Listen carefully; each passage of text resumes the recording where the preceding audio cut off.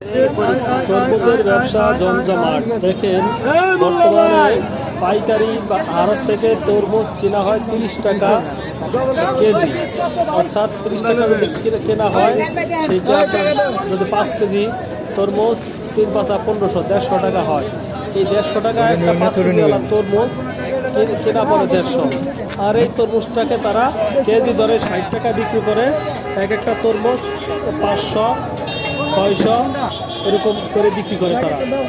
তাহলে দেখেন, তরমুজ দ্বিগুণ লাভ করে। তরমুজের ব্যবসা তাদের বর্তমানে জমজমাট। ঠিক আছে, এখন বর্তমানে শুধু তরমুজ দেয়, বর্তমানে বাজারে কমলা বলেন, আপেল বলেন, ঠিক আছে, আঙ্গুর ফল বলেন।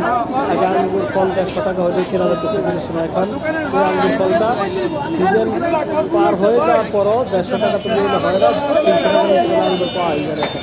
150 টাকা পাওয়া যায়। তারপরে আপনার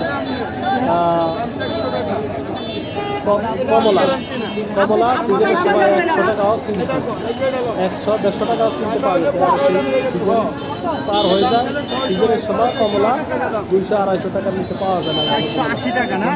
আর তরমুজের ব্যবসা জমজমাট, তরমুজে তারা দ্বিগুণ লাভ করে। তো অনেকেই আপনারা চাইলে বিভিন্ন হালত থেকে তরমুজ পাইকারি দরে কিনে লাভ করতে পারেন। দেখা যায় 100 তরমুজে আপনার যদি 150 টাকা কেনা পড়ে, 150 টাকা করে লাভ হলেও মনে করেন যে আপনার 120 তরমুজ আপনার সেলে 15,000 টাকা লাভ হবে। তারা চাইলে 2-4-5-6 এক সপ্তাহ মধ্যে প্রফিট করা সম্ভব। তাহলে তরমুজের ব্যবসা অনেক জমজমাট।